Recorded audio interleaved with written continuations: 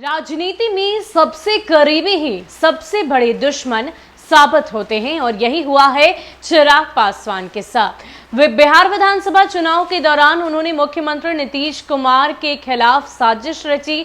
भले ही अकेले चुनावी रणभूमि में उतरे, शिकस्त मिली, लेकिन बावजूद मुख्यमंत्री नीतीश कुमार की पार्टी जेडीयू को उन्होंने तीसरे नंबर की पार्टी बना ही दी और वोट कटवा के तौर पर पूरे विधानसभा चुनाव के दौरान उनकी पार्टी ने काम किया है और यही वजह है कि 36 सीटें जेडीयू हार गई।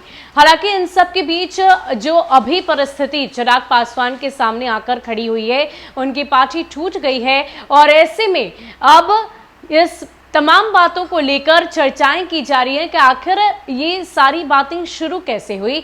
ये इतिहास में अगर जाते हैं तो आपको बता दें कि ये पटकथा 3 महीने पहले ही लिखी जा चुकी थी और शुरुआत भी इसकी उस वक्त से ही हो गई थी।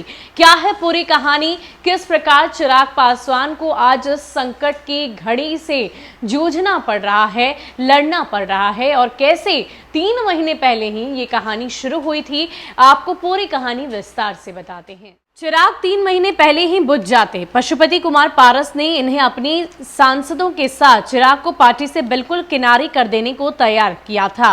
तब चिराग ने चाचा को पापा रामविलास पासवान का हवाला देकर किसी तरह मनाया।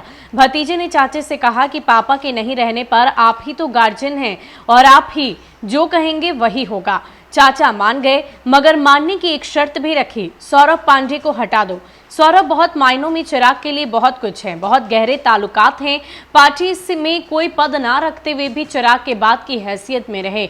कम से कम चिराग से भड़के लोग खानगी बातचीत में यही कहते हैं और ये भी कि सौरभ के कारनामे सबको खटकते रहे। खैर, चिराग ने सौरभ को किनारे नहीं किया। टीम पारस के गुस्से की आग धधकती गई और इधर के 3-4 दिन में जब केंद्रीय कैबिनेट के विस्तार की बात शुरू हुई तो इस आग को बकायदा लहका दिया गया। इसकी लपटों में चिराग विलीन हो गए। लहकाने वाले लोग लोजपा के घर में जारी उठापटक से वाकिफ थे।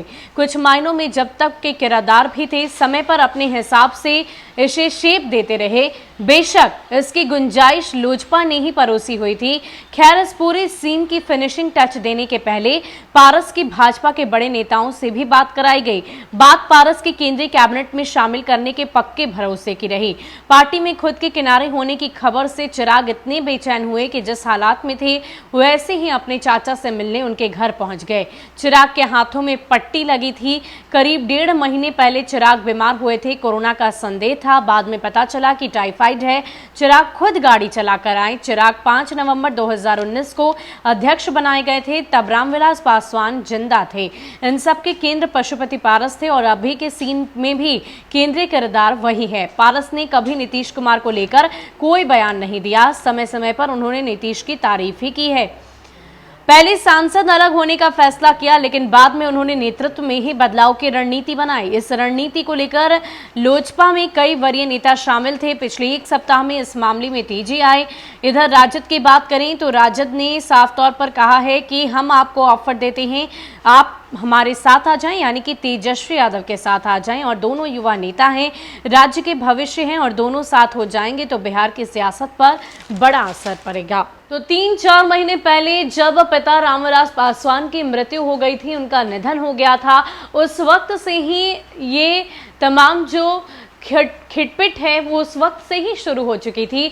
चाचा को मनाने की कोशिश चिराग पासवान की तरफ से की गई। अपने पिता के नाम का हवाला दिया गया और ये तक कहा गया कि आप जो कहेंगे वही होगा। लेकिन जैसे जैसे वक्त बीतता गया, चिराग पासवान अपनी मनमानी करते चले गए और यही वजह है कि चाचा चिराग के कलेजे में बदले की आग धधकती चली गई और आज ये आग इतनी ज्यादा सुलग गई कि परिस्थिति चिराग पासवान के सामने ऐसी आ गई कि वो जिस हालात में थे उस हालात में ही उन्हें अपने चाचा से मुलाकात करने पहुंचना पड़ा। लेकिन बावजूद चाचा ने उनसे मुलाकात नहीं की। वो तस्वीरें भी न्यूज़ फॉर नेशन ने आपको दिखाई थी। सीधे दिल्ली से हमने आपको दिखाया था किस प्रकार चिराग पासवान अपने चाचा के घर के बाहर गाड़ी में बैठकर हॉर्न बजाए जा रहे थे, लेकिन गेट नहीं खुला और गेट खुलने के बाद चिराग को एंट्री तो मिली लेकिन मुलाकात नहीं हो पाई। यानी कि पूरी तरीके से अपनों ने ही चिराग को लूट लिया है, या यूं कहें कि चिराग की गलती ने आज उन्हें पूरी तरीके से बर्बाद कर दिया है। और चिराग के बंगले में आग लगा दी है। फिलहाल के लिए इतना ही। ज्यादा अपडेट के लिए आप बने रहे न्यूज़ फॉर नेशन के साथ। नमस्कार।